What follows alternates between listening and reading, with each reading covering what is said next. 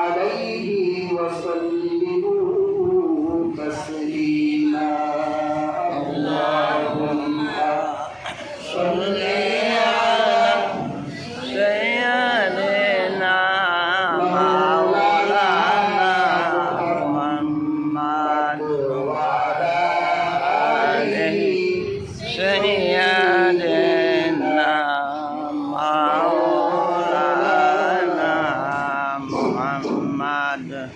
মদিনাতে শুয়ে নবী মোদের দরুদ শুনতে পান কেমনে যাব মদিনাতে সে পথ মোদের করে দেন আল্লাহুম্মা সাল্লি আলা সাইয়্যিদিনা মাওলানা মুহাম্মদ ওয়া আলা আলি সাইয়্যিদিনা মাওলানা মুহাম্মদ। আলহামদুলিল্লাহ, আল্লাহ জাল্লা শানুহুর দরবারে অসংখ্য অগণিত অজস্র শুকরিয়া জ্ঞাপন করছি যে মহান আল্লাহ সুবহানাহু ওয়া তাআলা পবিত্র জুমার দিন আপনাকে এবং আমাকে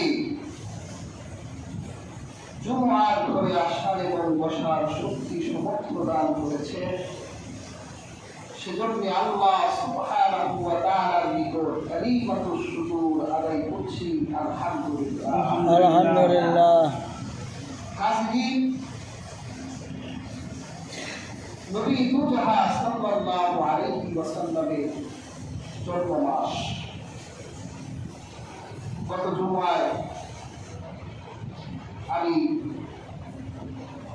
ধারাবাহিকভাবে আলোচনা করেছিলাম। আজকে রাসূলুল্লাহ এই পৃথিবীতে আগমনের বিষয়ে কিছু আলোকপাত করতে চাই। আমরা পৃথিবীতে সবাই কিন্তু কম বেশ চলাচলি করি না?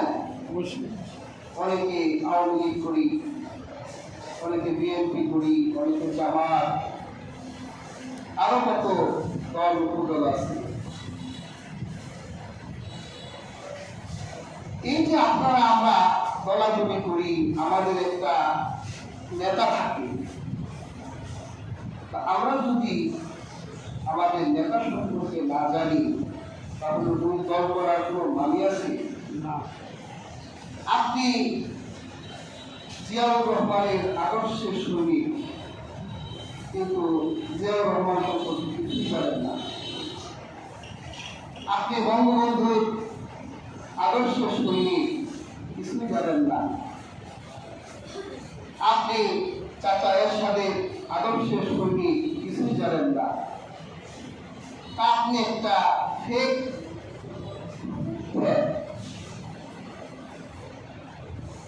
আপনার নবী হলেন মুহাম্মদ সাল্লাল্লাহু আলাইহি ওয়াসাল্লাম, তার উম্মত। আপনি তাকে জানেন না যে সে কি, সে কখনই দুনিয়ায় আসলে তাকে নিয়ে পৃথিবীর আয়োজন কি ছিল কিছুই জানেন না। তাহলে আপনার এই দাবিকে আমি একটি ব্যর্থ দাবি ছাড়া আর কিছুই বলতে পারি না। আজকে তো রাসূলুল্লাহর মিলাদকে আমরা উঠাই দিচ্ছি, অথচ সাহাবীদের মধ্যে রাসূলুল্লাহর মিলাদের আলোচনা হতো, রাসূলুল্লাহর জন্মের আলোচনা হতো। হযরত আব্বাসকে জিজ্ঞাসা করা হতো, তিনি রাসূলুল্লাহর জন্মের কথা বলতেন। কাজে আমরা ব্যর্থ উন্মত হতে চাই না, আমরা রাসূলুল্লাহ সম্পর্কে জানতে চাই, কারণ তিনি আমাদের দুনিয়ার নেতা, আখিরাতের নেতা। সুবহানাল্লাহ। তার সম্পর্কে জানতে হবে। পৃথিবীর এমন কোন গ্রন্থ নেই যে গ্রন্থে রাসূলুল্লাহ সম্পর্কে বিবৃত হয়নি। পৃথিবীর এমন কোন রাসূল নেই যে রাসূলের কাছে রাসূলুল্লাহর পরিচয় যায়নি, যে রাসূল রাসূল করিম সাল্লাল্লাহু আলাইহি ওয়াসাল্লাম সম্পর্কে তার উম্মতকে অবগত করেননি, এরকম কোন রাসূল ছিল না। আমাদের রাসূলও নিজের পরিচয় আমাদের সামনে তুলে ধরবে। এক হাদিসে এসেছে রাসূলুল্লাহ বলেছেন, আমি দুই জবিনের পুত্র, মানে আমার দুইজন পিতা আছে যাদের দুইজনকে জবাই করার নির্দেশ দেওয়া হয়েছিল। একজন হলো ইসমাঈল, ইব্রাহিমের ছেলে। ইব্রাহিমের এক সন্তান ছিলেন ইসহাক। আল্লাহ কোরআনে বলেছেন, ফাবাশশারনাহু বিইসহাকা নাবিয়্যাম মিনাস সালিহিন। ফাবাশশারনাহু বিইসহাকা নাবিয়্যাম মিনাস সালিহিন। আমি তাকে একটি সৎকর্মশীল ইসহাক সন্তানের সুসংবাদ দিলাম। সুবহানাল্লাহ। আর ইসমাইলের ব্যাপারে কি বলেছে? ফাবাশশারনাহু বিগুলামিন হালিম। আমি তাকে একটি ধৈর্যশীল সন্তানের সুসংবাদ দিলাম। সুবহানাল্লাহ। পেয়ার হাজিরিন, ইব্রাহিম যখন ইসমাইলকে নিয়ে পাহাড়ের মরুভূমির পথ দিয়ে হাঁটি হাঁটি পা করে চলছে, ইব্রাহিম আলাইহিস সালাম সুযোগ পেয়ে তার সন্তানকে বললেন, ইন্নী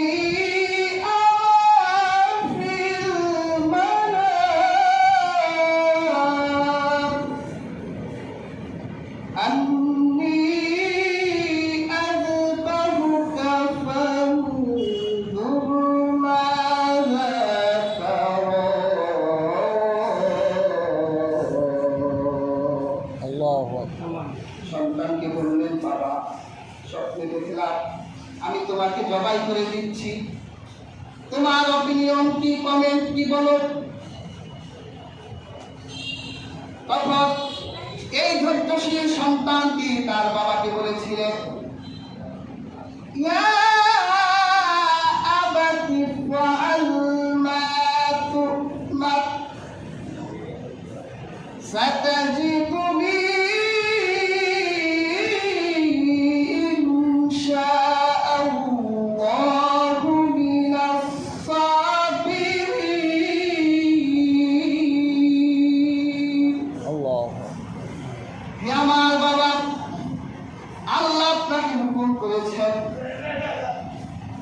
আর আপনি তাই পালন করবেন, আমাকে ধৈর্যশীলদের অন্তর্ভুক্ত পাবেন।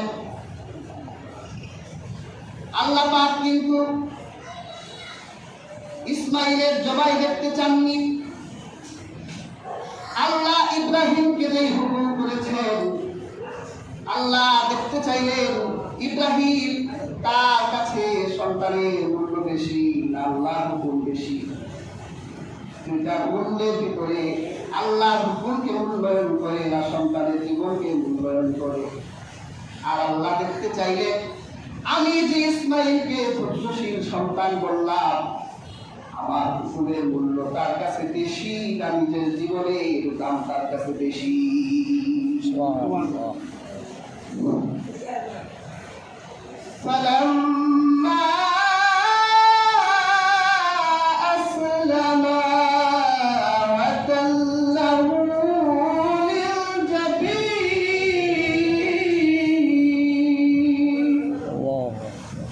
পিতা পুত্র দুজনে আল্লাহ হুকুমের সামনে আনুগত্য করলো, জবাইয়ের জন্য প্রস্তুত হয়ে গেল। দুইজনের পাস করলো।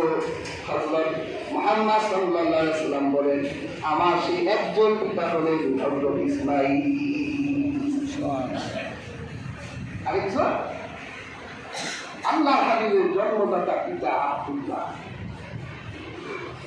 ওনাকেও জবাই করার নির্দেশ তিনি পেয়েছিলেন। আল বিদায়া ওয়ান নিহায়া এসেছে।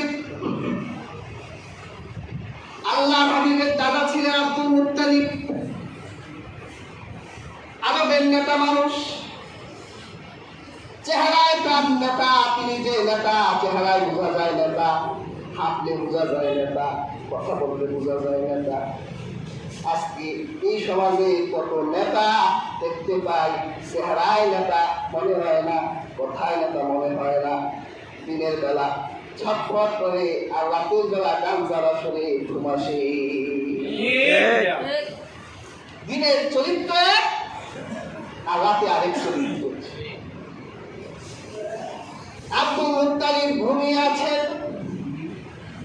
স্বপ্নে দেখতে পেলেন অদৃশ্য এক আওয়াজ তাকে বলল, আব্দুল মুত্তালিব তাইয়েব খনন করো। তিনি বললেন, তাইয়েব কি? জবাব এলো না, স্বপ্ন ভেঙে গেল।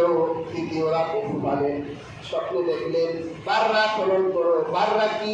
জবাব এলো না। তৃতীয় রাতে মাজনুন খনন করো। মাজনুন কি? জবাব এলো না। চতুর্থ রাতে স্বপ্নে তিনি দেখতে পেলেন অদৃশ্য আওয়াজ তাকে বলছে, জমজম খনন করো। তখন আব্দুল মুত্তালিব বলল, জমজম কি? জমজম হলো এমন এক পানির পরিস্রবণ যা কখনো শুকাবে না, হাজিদের তৃপ্ত করবে। আর তুমি যদি সেটা সার্চ করো, যদি তুমি সেটা পুজো, তাহলে গোবর এবং রক্তে আচ্ছাদিত এক জায়গায়, যেখানে উই পোকা এবং যেখানে পিঁপড়া বাসা বেঁধেছে। আব্দুল মুত্তালিব বলল, সন্তান হারিসকে নিয়ে, তখন তার একটি সন্তান হারিস তার কোথায় নিয়ে রওনা হয়ে গেল। তিনি দেখতে পেলেন গোবর মিশ্রিত রক্ত, ওই পোকা আর পিপিলিকা বাসা বেঁধেছে। সন্তানকে নিয়ে যখন সেই জমজম খোঁজার কাজে লাগলো, তখনই কুরাইশরা দেখতে পেল বাচ্চাটা কি যেন করছে। তারা দৌড়ে এলো, কি করতে চান? জমজম খুঁজবো, হাজিদের তৃপ্ত করবো। তখন ওই কুরাইশরা বলল, কখনো না, এত আজিমুসান কাজ আপনি একা করবেন, আমরা কুরাইশরা তা হতে দেব না। আব্দুল মুত্তালিব দেখলেন লাঠির জোরে আমার কম, একটা ছেলে শক্তি বেশি, পড়া তো অনেকগুলো, চলতে হলে একটু লাঠির জোরও লাগে। দাবার চত্বরে গেলেন, দাবার মালিক আল্লাহকে ডেকে বললেন, হে আল্লাহ, আপনি যদি আমাকে 10টা ছেলে দান করেন, একটা আপনার।